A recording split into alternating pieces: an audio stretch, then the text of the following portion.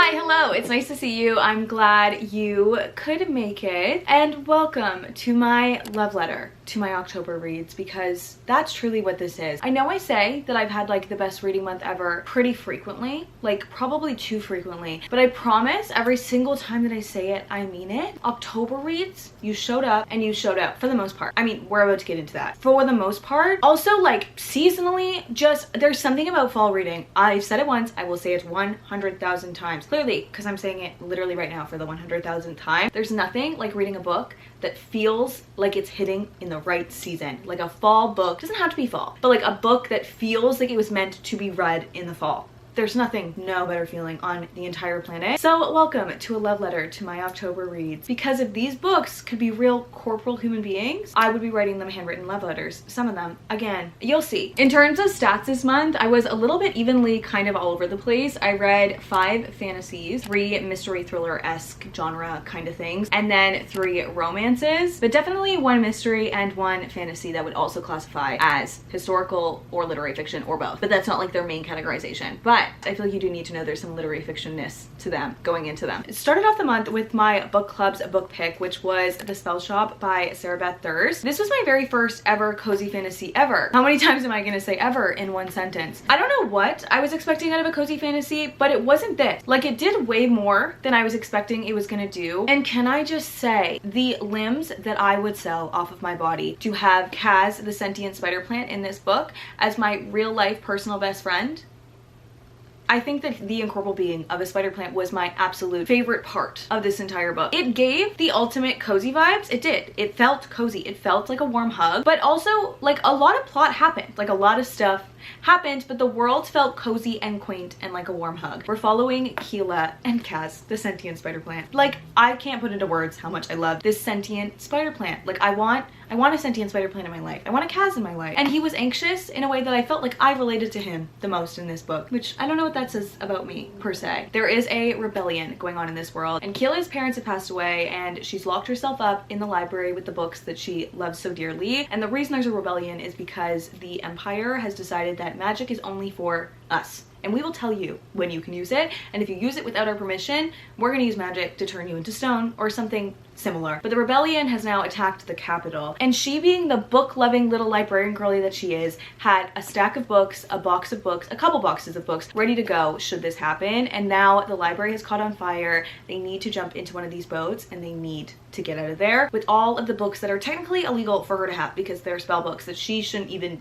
be reading, but she had access to as a librarian. And while they're sailing and they don't know where to go, they stumble upon the small cutesy town island that she grew up on with her parents before they moved to the capital. And the house that she lived in with her parents is actually still there. And the cast of characters that you meet, the cute little friendships and everything, felt a little bit too long at times, but it felt so whimsical and fun. I felt like I could picture so much of this world, and the cutesy, sweet, soft little romance in this made my little heart melt. I still wanted to keep reading, like I wanted to flip page to page, but it felt a tiny bit too long in the end. I think I settled on giving it a 4.5, and I stand on that. It was a very fun time. Love on the Brain by Ali Hazelwood surprised me. It did, because I was saving this. I love to have one book from an author or like a genre left unread so that I can go back and read it when I really need it in my life. And honestly, I feel like I picked this up at the right time, and dare I say, this is my second favorite Ali Hazelwood STEM romance, which is such a niche favorites list. This truly falls right under Love Theoretically for me. I ate up this couple. I loved them. I love the way that Ali Hazelwood writes. Like, it's always going to be so good. We're following Bee, who has finally got her dream job working at NASA, but she's working on a project that is both physics and engineering. Correct me if I'm wrong.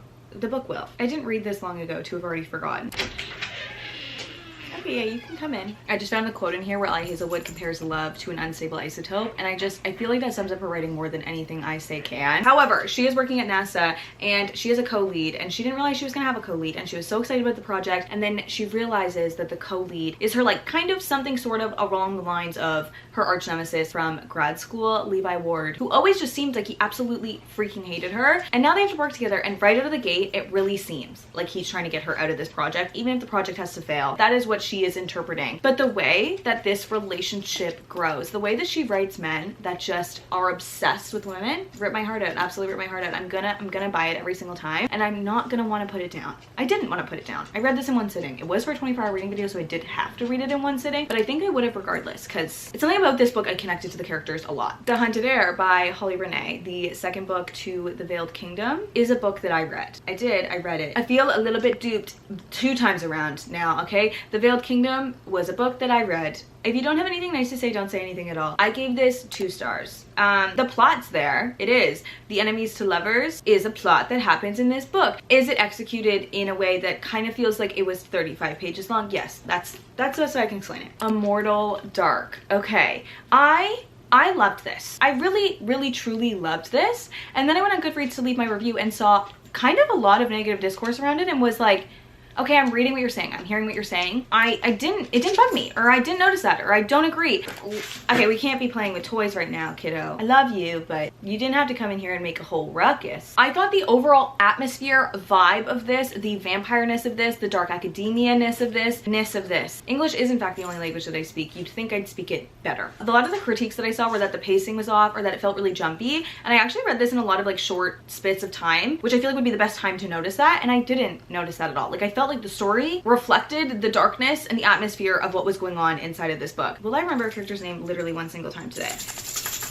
We're following Keaton, whose twin sister June has gone missing, and when they were young, their aunt took them away from Uxley, which was the vampire human conglomerate society, I don't know, that they made that no soul can enter without an invitation. There's a lot of lore to this. How does one sum this up? The last sage put binds on the vampires so they couldn't just like feed on anybody they wanted. They could only feed on companions once companion vows were made between the 60 families that were designated to work and live with vampires. And Keaton is convinced that her twin sister June has been taken and is in Uxley. So when her aunt passes away and she is offered the house that her family owned and was in control of in Uxley, she goes. But to inherit the house, she has to pass the Dranacti course, which is the course that studies the relationship between vampires and humans. Dranaics being the vampires and Acti being humans, and the course being Dranacti. But when she gets there, the only house vampire that this family has left, the Adon house, is set to also inherit the house, which is unheard of in Uxley. A vampire has never been left a house, and they immediately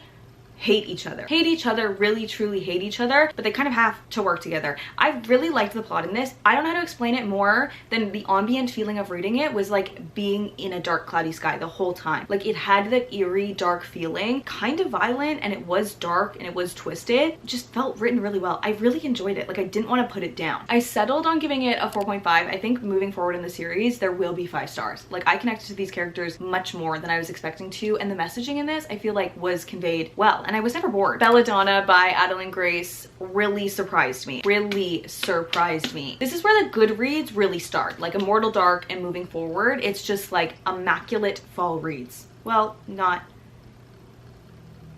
perfection, but very good, okay? We're based in a Regency era again, okay, babe? I will always eat up a Regency era novel of any shape or form. That's maybe dramatic, but I feel like I will. We're following Signa, whose parents have passed away when she was very young, and she's set to inherit a lot of money. And anybody who takes care of her, any family member that takes care of her, gets a little portion of that while they're taking care of her. But death tends to follow her, and the people who are taking care of her tend to fall into the grasp of death and passing away. So she's been tossed around a lot, but she also has a weird connection with the incorporeal being of death. And her choice of poison to see him is to take Belladonna to die to see him, but she can't actually die. At this point in time, she can't die. But when she gets to the Hawthorne estate, which is like arguably the best family that she's been with, she's encountered by a ghost who's like, okay, so something's going on here and I need you to figure it out. I need you to help me with that. Like we can't be doing this. I need you living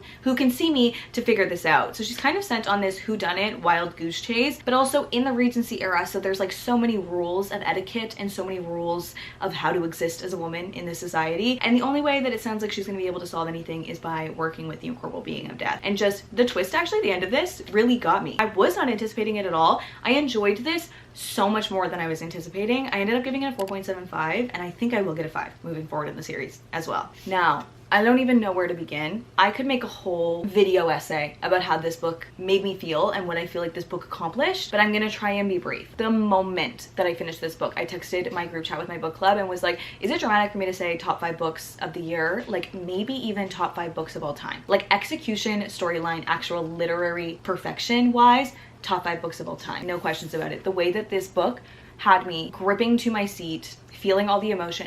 The God of the Woods by Liz Moore was not just a thriller, okay? I feel like you need to go into this knowing that it's listed as a thriller, mystery, historical fiction, literary fiction, but I feel like those need to be swapped, okay? It's heavy on the historical fiction and the literary fiction, and the plot that we're following, the story that is like tying this whole thing together, happens to be a mystery. That's the best way I can put it. There were so many amazing, interesting point of views in this book that you could take any single one of them and make an entire book following the same plot, but just in one of the point of views, and it would still be a 5-star read. 6 stars across the board. The things that this book made me feel: eerie, dark, gripping, terrifying, beautiful exploration of women in the 70s, of so many emotions, following a true crime case, but actually in the minds of the people that it matters to, the cops that are trying to solve it, the people that it's affecting, the people who are being roped into it. Like the point of views in this is a literary masterpiece in my opinion. Like it's dense, it's heavy, a lot goes on. I can understand why some people might find it slow if you don't love the literary fiction-esque way of storytelling. I didn't really realize until this month that I had read so much literary fiction when I started using Fable so much, and apparently I've read a lot, predominantly literary fiction. There's no better way to explain this than like to show all of the annotations in here. It's pretty much every single page. I ran out of 3 highlighters while annotating this.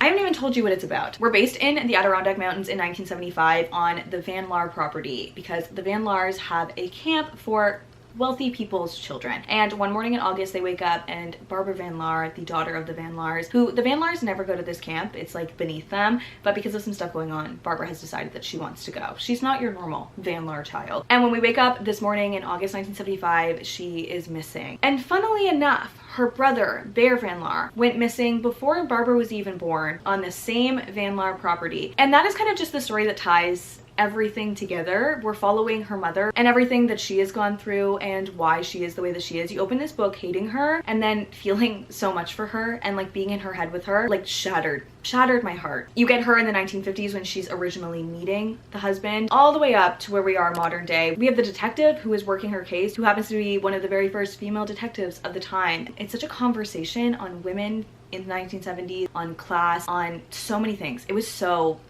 beautiful. Like it was a very ambitious story, but executed to perfection. 6 stars, like across the board. One of my top reads of all time. Daisy Darker by Alice Feeney. Really liked it. I did not know how I was gonna top this. Not that this didn't top that, definitely not. I didn't know how I was gonna follow this in any way, shape, or form. So I knew I couldn't do like a murder mystery kind of situation, and this was my week of reading thrillers, so I had to stick in the thriller vein, which if I knew that that book was gonna do to me, honestly, it was fun because I went into this and it worked out totally perfectly. This is kind of like a dark, dreary version of Knives Out. A Clue dark, fucked up version. We're following our main character, Daisy Darker, who was born with a broken heart. And by that I mean she has a heart condition that her heart stops. The Darker family is all meeting on Sea Glass, which is where the Nana of this family lives, to celebrate her birthday, which happens to be on Halloween. But when they go to bed, some weird stuff starts going on. The issue with Sea Glass is once we're in high tide, there's no way to get off the island and people are dropping like flies. And we need to figure out what is going on. The end of this, the twist in this,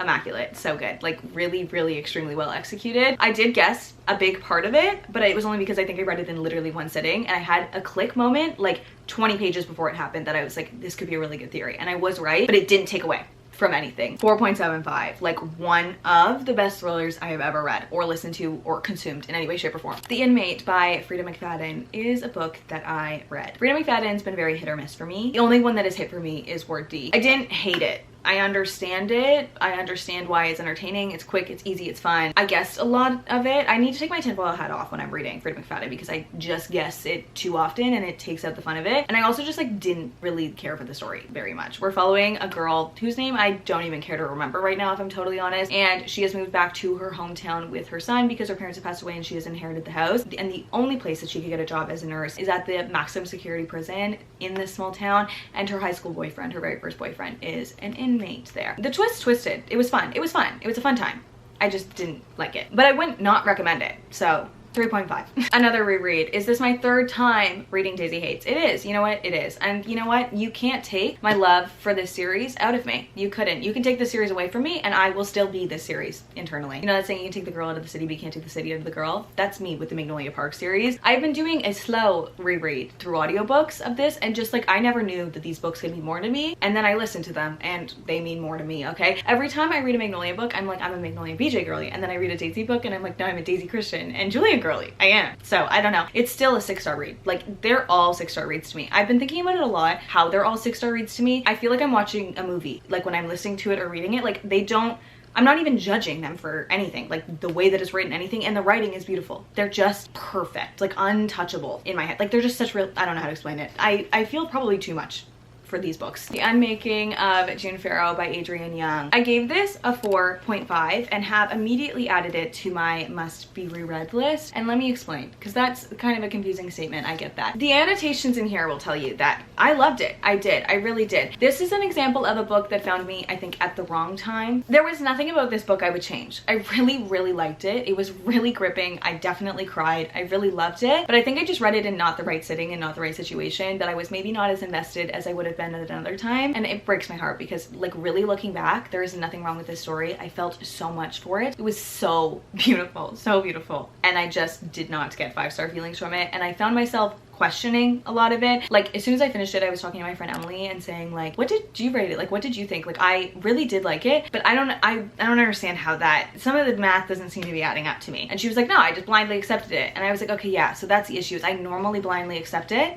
I do. And I think this book just found me at the wrong time, because I read this with the TV on in the background, with friends around me and stuff, and it just wasn't, I think, the right sitting or the time or the place to read this, because I think it really would have been the type of book that was a 5-6-star read for me. So it will be reread one day, probably far enough in the future that I can forget the twists in this, because that's, I feel like, what made it was so impactful. Oh my god, it was impactful. I would recommend this with every single one of my breath, but I hate when a book finds me at the wrong time, and I'm a little bit bitter about it. I'm a little bit sad. We're following June Farrow right after her grandmother has passed away, and the Farrow women have this curse where they all go mad and there's nothing that you can do about it. And it started to happen for June, but she didn't want to tell anybody before her grandmother passed away. Her very own mother left her abandoned at 7 months old in the small town and just never showed up again. And there's so many secrets locked around this family and the lore of why all of them go mad. I don't even want to tell you anything about it because it was such a roller coaster, and it was not what you would expect it to be, but it was so beautiful, like really beautifully executed. Like, this is what I mean. I know I'm talking about it really, really very positively, like it is a 5-star, and it was, like, it is a 5-star book. It just didn't find me at a 5-star time for me, and I'm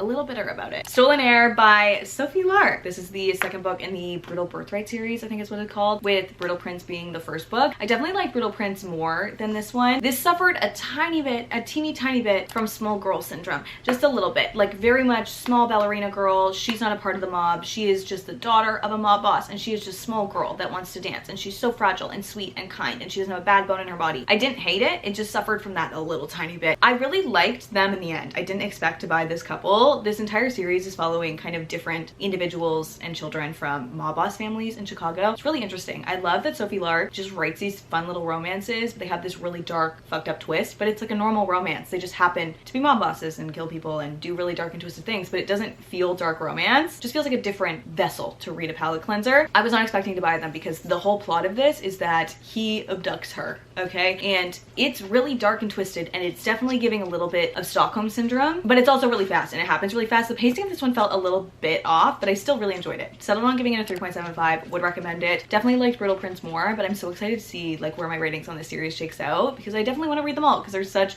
quick, fun, easy little reads. And I was surprised how much I bought them in the end, because throughout the book I was like, I don't understand how he can come back from this. I don't. But then he did, because it's fiction. The Leaning Tower of Books. Okay. And those were the 11 books that I read in the month of October. Do you understand why I started this with saying a love letter to my reads from October? Because I have a lot of major feelings about a lot of them. I do. Let me know if you guys have read any of these, or if you're gonna be adding any of them to your TBR. And thanks for being here. I hope to see you in the next one. Love you. Bye. I don't know how any other month is supposed to top this. Like, I say that way too much. I do. That I've had the best reading month ever, but like, this is probably across the board one of my best reading months ever. Dare I say the best.